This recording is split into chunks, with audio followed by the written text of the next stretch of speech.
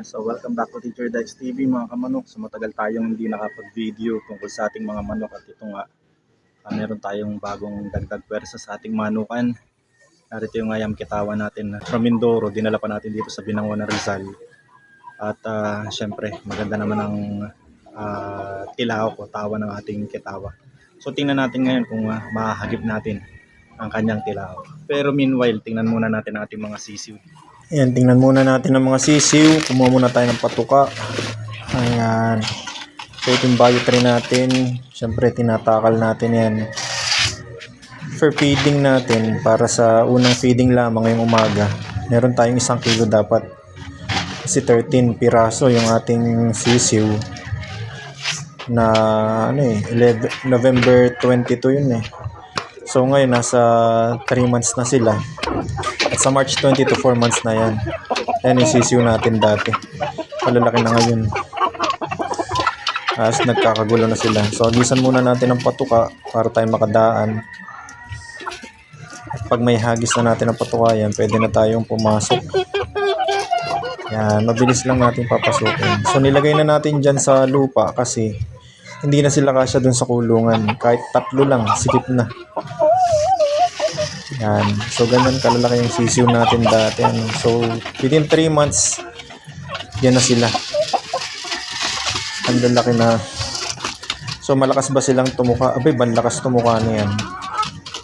Kaya nga, 13 piraso,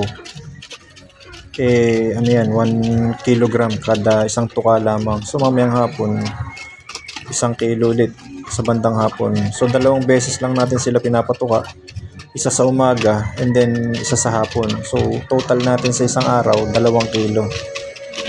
Bio 3. Malakas makapagpataba sa kanila yan. And then sa inumin naman, nakikita ninyo may kulay, parang kulay pink. Nahaluan natin ng commercial na soluble powder para vitamins na rin nila. Kaya kita ninyo yung kanilang mga muka, yung palong ang pupula. Yung mukha nila ang pupula.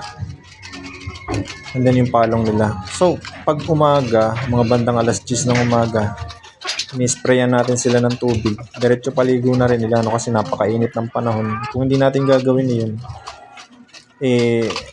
napakatindi ng hingal ng ating mga manok. Baka magaya din sa mga una nating alaga na kabir na nahi-heat stroke talaga. Sa katabaan, and then syempre sa init. Sobrang init and then sa katabaan na nga nila. Ayun, lalapad ng likod.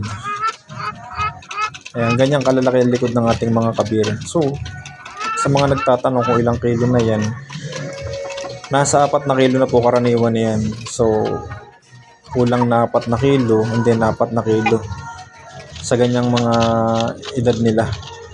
So, kung ating pa yung halimbawa, talagang bubuhusan natin ng patuka, baka kasi mapilay, malumpo. Pagdadamihan natin ng patuka. Sa timbang na 1 kilong patuka kada araw, mano na rin yan, malakas na rin silang tumuka niyan. So hindi na natin kailangan pangramihan, baka sila masyadong baka mapilay na sila pagka yung bandami talaga ng pagkain. So yun yung ating ayam kitawa. So yun yung aking paakay na And then mamaya silipin natin yung bago nating ayam kitawa na galing Mindoro. So 3 lamang yun. So matagal-tagal din tayong hindi nakapaggawa ng video para sa ating mga kamanok dyan. Matagal sila nagre-request ng ng update sa ating manukan kasi nga medyo busy tayo sa pagtuturo. So yan. Sa Facebook lang talaga nakakapag-update. Sa video sa YouTube hindi ko na-upload ngayon. Ayan, pero next time since magbabakasyon naman, ayan, puro upload na natin sa Facebook, sa YouTube na. And then ayan yung isa lang yung babae yung nasa gitna. 3 babae lang yan, nailagay natin sa taas yung 2 kasi talagang hinahabol ng mga lalaking mga kabir. At yan na nga, nahuli natin yung kitawan natin na tumitilaw. So yun yung kulay nila, parang spangle na na red. And then yung mga babae, ayun, parang gray na batik-batik. So yan yung ating inasa na magkakaroon ng mga pasisiw natin. Siguro by month of April. May month of April kasi bagong bili pa lang naman natin yan. April to May. So baka sakali makapag-produce tayo ng long crawer talaga. Kasi yung tandang natin nabili, mahaba na rin ang tilawan. No? So baka makapag-produce tayo ng mahaba pa na tilawak dyan. Ayan, para sa mga updates ng videos natin, syempre don't forget to like and subscribe lang sa ating YouTube channel. Ngayon makakapag-update na tayo ng mga alaga nating manok since magbabakasyon na nga. Ayan, since summer, tamang-tama.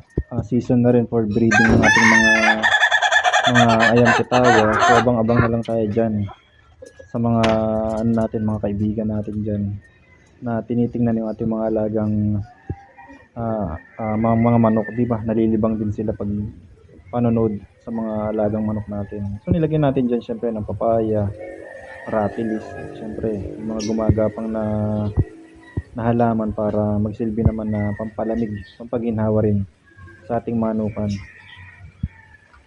Ayan, so hanggang dito na lang muna. Till next time, paalam muna sa inyo.